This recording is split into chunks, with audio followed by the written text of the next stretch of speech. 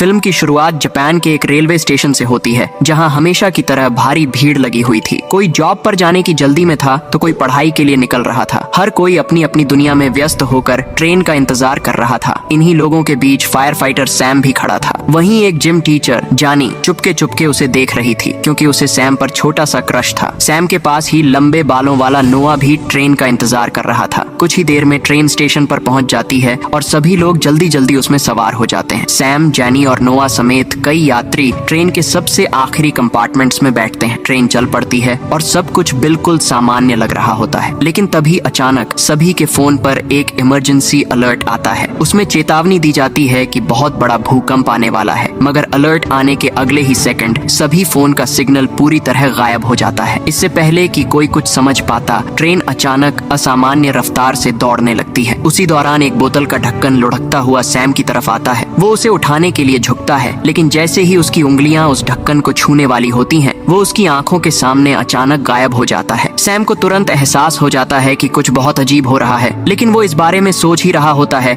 कि अगले ही पल ट्रेन तेज रफ्तार से एक विशाल टनल के अंदर घुस जाती है। झटके की वजह से सभी यात्री अपना बैलेंस खोकर नीचे गिर पड़ते हैं। हालांकि किस्मत से किसी को कोई गंभीर चोट नहीं लगती। कुछ देर बाद ट्रेन रुक जाती है। सभी लोग घबराकर बाहर निकलते हैं, लेकिन बाहर का नजारा देखकर उनके होश उड़ जाते हैं, क्योंकि वहाँ कोई स्टेशन नहीं था, कोई शहर नहीं था। उनके चारों तरफ सिर्फ एक अजीब सा सुनसान जंगल फैला हुआ था और उन्हें बिल्कुल अंदाजा नहीं था कि कुछ सेकंड पहले हुई इस घटना ने उन्हें टाइम ट्रैवल करके एक ऐसी दुनिया में पहुंचा दिया है जहां से वापस लौटना लगभग नामुमकिन था। लेकिन सबसे हैरान कर देने वाली बात ये थी कि यहाँ सिर्फ ट्रेन का आखिरी कंपार्टमेंट ही मौजूद था। बाकी पूरी ट्रेन आखिर कहाँ गायब हो गई, किसी को कुछ समझ नहीं आ रहा था। उधर उसी समय ट्रेन के बाकी सभी कंपार्टमेंट्स सुरक्षित रेलवे स्टेशन पहुंच चुके थे। ट्रेन रुकते ही रेलवे ऑफिसर्स घबराकर उसकी तरफ दौड़ पड़ते हैं, लेकिन जब वो सबसे पीछे पहुंचकर देखते हैं तो उनके होश उड़ जाते हैं, क्योंकि ट्रेन का आखिरी कंपार्टमेंट पूरी तरह गायब था। शुरुआत में उन्हें लगता है कि शायद टनल के अंदर कहीं वो कंपार्टमेंट अलग होकर छूट गया होगा। इसी वजह से सभी लोग टनल के अंदर उतरकर उसकी तलाश शुरू कर देते हैं, लेकिन काफी देर तक खोजने के बाद भी उन्हें उस कंपार्टमेंट का कोई निशान नहीं मिलता। आखिर वो एक बोगी गई तो गई कहाँ, किसी को कुछ समझ नहीं आता। उधर जंगल में फंसे लोगों की हालत भी कुछ ऐसी ही थी। सैम एक फायर फाइटर था, इसलिए वो वहाँ मौजूद सभी लोगों को शांत करने की कोशिश करता है। वो कहता है, आप लोग बिल्कुल भी टेंशन मत लीजिए, जल्द से जल्द हमें बचाने के लिए कोई न कोई यहाँ जरूर आएगा, इसीलिए घबराने की बजाय हमें यहीं रुककर इंतजार करना चाहिए। तभी जनी उसके पास आती है और कहती है, मैं जाकर टनल के अंदर से चेक करके आती हूँ। सैम तुरंत उसे रोकते हुए कहता है, नहीं, आप अकेले मत जाइए, मैं भी आपके साथ चलता हूँ। तभी नोआ भी उनकी तरफ आता है और कहता है, एक मिनट रुकिए, मैं भी आपके साथ चलता हूँ। इसके बाद तीनों एक टॉर्च लेकर टनल की तरफ बढ़ने लगते हैं। काफी देर तक चलते रहने के बाद वो किसी तरह टनल के दूसरे छोर तक पहुँच जाते हैं, लेकिन बाहर का नजारा देखते ही तीनों वहीं के वहीं जम जाते हैं, क्योंकि टनल के बाहर कोई सिटी नहीं थी, न कोई सड़क, न कोई इमारत, न ही कोई घर। उनके सामने सिर्फ एक बंजर और सुनसान रेगिस्तान फैला हुआ था। तीनों को बिल्कुल समझ नहीं आता कि वो आखिर किस जगह पर आ गए हैं। आखिरकार निराश होकर वो वापस ट्रेन के पास लौट आते हैं, लेकिन जब वो बाकी लोगों को ये सब बताते हैं तो कोई भी उनकी बात पर यकीन नहीं करता। फिर जानी उन्हें अपने फोन में रिकॉर्ड किया हुआ वीडियो दिखाती है। वीडियो देखने के बाद सभी लोगों को यकीन हो जाता है कि कुछ बहुत बड़ा और अजीब हो चुका है। अब क्या करना चाहिए, किसी को कुछ समझ नहीं आ रहा था। तभी एक लड़का उनकी तरफ आता है। उसका नाम जेरी था। वो कहता है, मुझे लगता है कि मुझे पता है हमारे साथ क्या हुआ है। असल में हम सब मर चुके हैं। जो कुछ भी हम अभी महसूस कर रहे हैं वो सिर्फ हमारा भ्रम है, या फिर शायद हम किसी पैरेलल यूनिवर्स में पहुंच गए हैं। जेरी लगातार एक के बाद एक अजीब थियरी सुनाता रहता है। जो भी उसके दिमाग में आता वो बोल देता। उसकी बातें सुनकर वहाँ मौजूद सभी लोग और भी ज्यादा परेशान हो जाते हैं। आखिर में सब यही फैसला करते हैं कि अगर वो थोड़ी देर और इंतजार करें तो शायद कोई रेस्क्यू टीम उन्हें ढूंढते हुए यहाँ पहुँच जाए। इसीलिए दूर जाने की बजाय सभी लोग फिलहाल ट्रेन के पास ही रुकने का फैसला करते हैं। लेकिन जेरी पर इस सब का कोई खास असर नहीं पड़ रहा था। वो इस हालत में भी आराम से व्लॉग बनाने में लगा हुआ था। उन्हीं लोगों के बीच रीना नाम की एक लड़की भी थी। उसे जोर से भूख लगी हुई थी। खाने के लिए कुछ मिल जाए यही सोचकर वो अपने पास रखा एक बैग खोलकर देखने लगती है, लेकिन असल में वो बैग नोआ का था। जैसे ही वो बैग खोलती है उसे उसके अंदर एक लेटर मिलता है। वो लेटर जेल से रिलीज होने का था। ये देखते ही रीना समझ जाती है कि नोआ पहले प्रिजन में था, और यह बात जानकर वो काफी डर जाती है। इसके बाद वो चुपके से जानी का बैग खोलकर देखने लगती है। इस बार उसे बैग के अंदर कुछ फूड मिल जाता है। फिर वो ऐसे बर्ताव करती है जैसे उसे कुछ भी पता नहीं है और फूड लेकर बाहर निकल आती है। लेकिन बाहर आते ही उसकी सीधी टक्कर नोआ से हो जाती है, और अब जबकि उसे पता चल चुका था कि नोआ एक क्रिमिनल रह चुका है, इसीलिए उसे देखते ही वो डर गई और उसके हाथ में रखा फूड नीचे गिर गया। नोआ वो फूड उठाकर उसे वापस देने लगा, लेकिन रीना उसकी बात सुने बिना वहाँ से भाग गई। उधर नोआ वही फूड हाथ में लेकर ट्रेन के बाहर बैठा हुआ था। इसी दौरान जनी खाने के लिए अपना बैग खोलती है, लेकिन उसे अपना फूड नहीं मिलता। उसे समझ आ जाता है कि किसी ने उसका फूड चुरा लिया है। तभी सबकी नजर बाहर बैठे नोआ पर पड़ती है, जिसके हाथ में जेनी का फूड था। एक आदमी कहता है, सर ये फूड आपके पास कैसे आया? ये तो जेनी का फूड है। नोआ कहता है, अरे मैंने ये फूड नहीं लिया। ये लड़की वो रीना की तरफ इशारा करके सच्चाई बताने ही वाला था कि तभी रीना अचानक खड़ी हो जाती है। वो कहती है, मैंने कोई फूड नहीं चुराया, इसी ने फूड चुराया है और अब इसका इल्जाम मुझ पर डाल रहा है। ये पक्का क्रिमिनल है। मैंने इसके बैग में जेल रिलीज लेटर देखा था। ये सुनते ही वहाँ मौजूद सभी लोग नोआ पर शक करने लगते हैं। कुछ लोग तो कहने लगते हैं कि ऐसे क्रिमिनल को अपने साथ रखना ही खतरे की बात है। ये सब सुनकर नोआ को गुस्सा आ जाता है। वो कहता है, मुझे आपके साथ रहने का कोई शौक नहीं है। इतना कहकर नोआ अपना बैग उठाकर वहाँ से चला जाता है। समय बीतता जाता है और ट्रेन में मौजूद सभी लोगों को जोरों की भूख लगने लगती है। तभी सैम अपने हाथ में रखा एक बॉक्स खोलता है। उसके अंदर काफी सारे फ्रूट्स होते हैं। वो उनमें से थोड़ा थोड़ा निकाल कर सभी लोगों में बांटने लगता है। इसी दौरान कुछ देर पहले जेरी ने जो वीडियो रिकॉर्ड किया था, उसमें रीना का जानी के बैग से फूड निकालना साफ रिकॉर्ड हो गया था। वो वीडियो देखते ही सबको पता चल जाता है कि असली चोर कौन है। लेकिन क्योंकि सभी ने नोआ पर शक किया था, इसलिए सैम और जानी उसे वापस लाने के लिए निकल पड़ते हैं। उधर नोआ बिना दिशा जाने कहीं चलता जा रहा होता है, लेकिन तभी अचानक उसका पैर फिसल जाता है और वो एक गड्ढे में गिरने वाला होता है। हालांकि वो एक बेल को पकड़कर लटक जाता है। उसी समय सैम और जानी वहाँ पहुँच जाते हैं। दोनों मिलकर उसे ऊपर खींच लेते हैं। फिर सैम कहता है, सॉरी, हमने तुम्हें गलत समझ लिया था, हमारे साथ वापस चलो। सैम और जानी उसे समझाते हैं, अगर हमें यहाँ से बचकर निकलना है तो हम सबको साथ रहना होगा। काफी समझाने के बाद वो नोआ को वापस ट्रेन में ले आते हैं। दरअसल पहले उसके बैग से जो लेटर मिला था वो नोआ का नहीं था। सच तो ये है कि नोआ का एक छोटा भाई है और वो उसे अपनी जान से भी ज्यादा चाहता है, लेकिन किसी वजह से उसका भाई इस समय जेल में बंद है। आज ही उसकी सजा पूरी होने के बाद उसे रिहा किया जाना था। नोआ तो ट्रेन में इसलिए चढ़ा था ताकि वो अपने भाई को लेने जा सके, लेकिन उससे पहले ही वो बिना कुछ समझे इस अजीब जगह पर आ फंसा। इतने सालों बाद उसका भाई जेल से बाहर आने वाला था और अब वो उससे मिल भी नहीं पा रहा था। यही बात सोच सोच कर नोआ बहुत परेशान हो रहा था।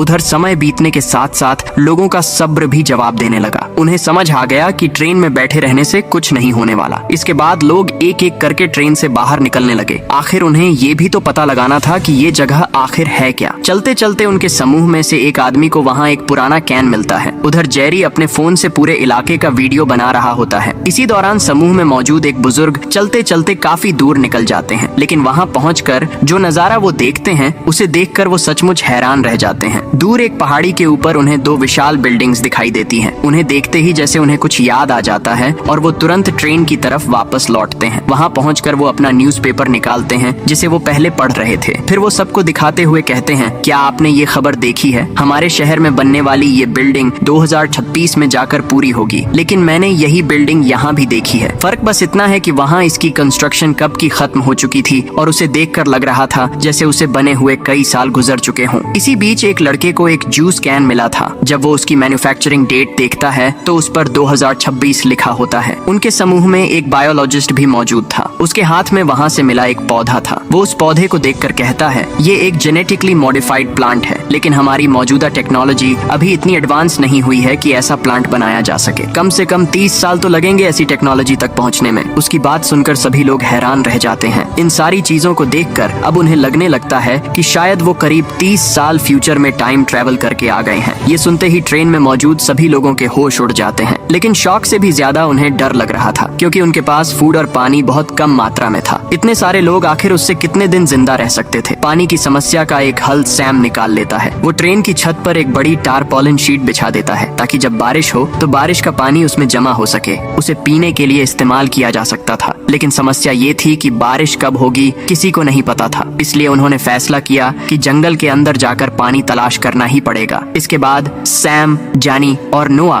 पानी की खोज में निकल पड़ते हैं। साथ में वो उस बायोलॉजिस्ट को भी ले जाते हैं, क्योंकि उसे जंगल और पौधों के बारे में अच्छी जानकारी थी। कुछ दूर चलने के बाद उन्हें वहाँ एक मेंढक दिखाई देता है। सिर्फ इतना ही नहीं, वहाँ मौजूद घास और पत्थरों पर भी नमी थी, यानी आसपास कहीं न कहीं पानी जरूर मौजूद था। ये सोचकर वो लोग और उत्साह से आगे बढ़ने लगते हैं। चलते चलते वो एक बड़े पहाड़ के पास पहुंच जाते हैं। वहाँ एक चट्टान की दरार से बहुत हल्का पानी निकल रहा होता है, लेकिन उस पानी को इकट्ठा करना आसान नहीं था। उन्हें लगता है कि शायद पहाड़ के ऊपर ज्यादा पानी हो, मगर वहां तक पहुंचने के लिए पहाड़ पर चढ़ना पड़ेगा और चढ़ने के लिए रस्सी चाहिए थी। इसलिए वो लोग रस्सी लेने वापस कंपार्टमेंट की तरफ लौट जाते हैं। उधर कंपार्टमेंट में मौजूद एक आदमी भयंकर दांत दर्द से परेशान था। उसका दांत काफी हिल भी रहा था। उसे लग रहा था कि किसी भी तरह वो दांत निकालना ही पड़ेगा। इसके बाद वो बाहर जाता है और एक धागे की मदद से वो अपना दांत निकाल देता है। इसके बाद वो उस जगह जाता है जहां उसने पानी छिपा कर रखा था। वो चुपके से पानी निकालकर पी ही रहा होता है कि तभी कंपार्टमेंट में मौजूद एक दूसरा आदमी उसे देख लेता है। उसे पता था कि अगर ये बात बाकी लोगों तक पहुंच गई तो फिर क्या होने वाला है। कुछ देर बाद वही आदमी पानी का बॉक्स लेकर वापस ट्रेन में आता है। पानी देखते ही सभी लोग बहुत खुश हो जाते हैं। सब लोग पानी पीने के लिए उसकी तरफ बढ़ते हैं, लेकिन तभी वो उन्हें रोक देता है। वो कहता है, ये पानी मैंने ढूंढा है। अगर तुम्हें ये पानी चाहिए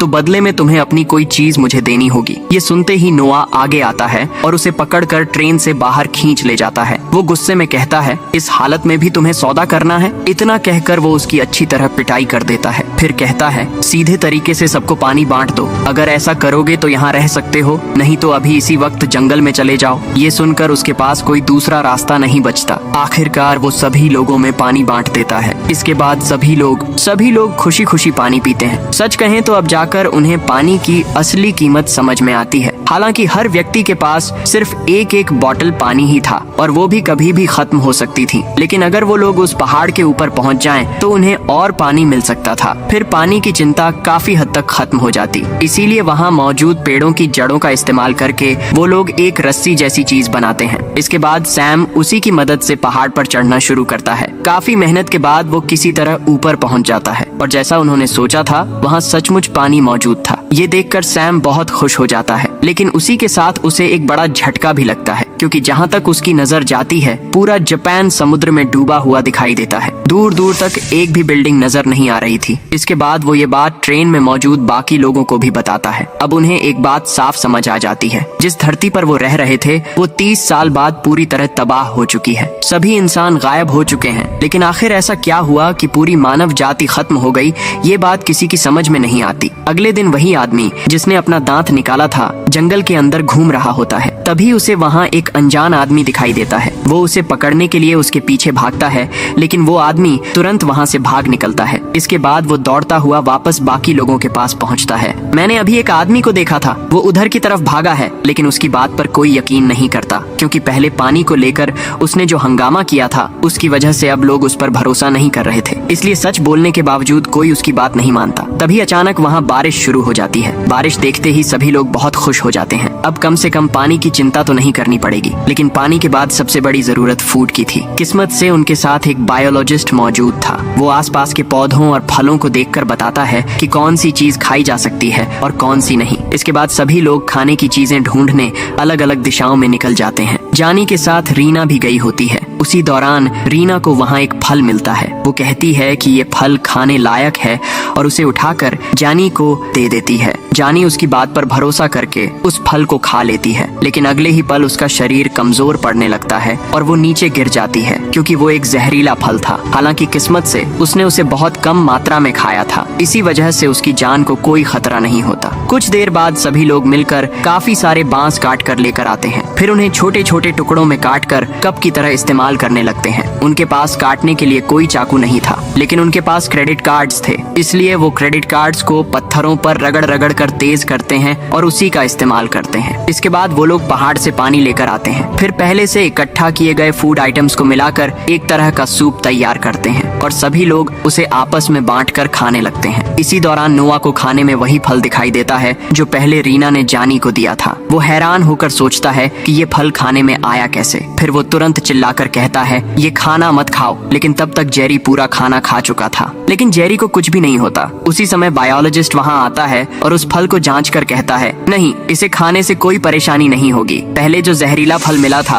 ये बस देखने में उसके जैसा लगता है, असल में दोनों अलग अलग फल हैं। ये सुनते ही नोआ को एक बात समझ में आ जाती है, उनके बीच कोई ऐसा है जिसने जानबूझकर सबको मारने की कोशिश की की है। उसे लगा था कि वो जहरीला फल खाने में मिला रहा है, लेकिन किस्मत से उसने गलत फल मिला दिया। अब सवाल ये था कि आखिर ऐसा किसने किया। तभी उन्हें एहसास होता है कि वो बुजुर्ग आदमी वहाँ मौजूद नहीं है जिसने पहले अपना दांत निकाला था। सबको शक होने लगता है कि शायद वही इसके पीछे है। इसके बाद अगली सुबह होती है। वहाँ के मौसम और आसपास के माहौल को देखकर उन्हें लगता है कि पास में कहीं कोई नदी हो सकती है। इसलिए सैम कहता है, मैं, नोआ और बायोलॉजिस्ट जाकर ये चेक करते हैं। ये सुनकर बाकी लोग काफी खुश हो जाते हैं। फिर तीनों नदी की तलाश में जंगल के अंदर निकल पड़ते हैं, लेकिन चलते चलते अचानक कोई अनजान व्यक्ति बायोलॉजिस्ट पर हमला कर देता है और सैम और नोआ को कुछ समझ नहीं आता कि वो आदमी कौन था। चीख की आवाज सुनते ही दोनों दौड़कर वहाँ पहुँचते हैं। वहाँ पहुँचकर वो देखते हैं कि बायोलॉजिस्ट दर्द से तड़प रहा था। उसके पेट पर गहरा घाव था। अगले ही पल दोनों उसे उठाकर सीधे कंपार्टमेंट में ले आते हैं। फिर उसका इलाज शुरू किया जाता है। पेट का घाव ठीक करने के लिए सिर्फ पट्टी बांध देना काफी नहीं था, उसे टांके लगाने की जरूरत थी। तभी एक महिला कहती है, मेरे पास कपड़े सिलने वाली सुई और धागा है। अब उनके पास कोई दूसरा विकल्प नहीं था, इसलिए उसी सुई और धागे की मदद से उसके घाव पर टांके लगाए जाते हैं। सिर्फ इतना ही नहीं, बायोलॉजिस्ट के पास एक बुक भी थी।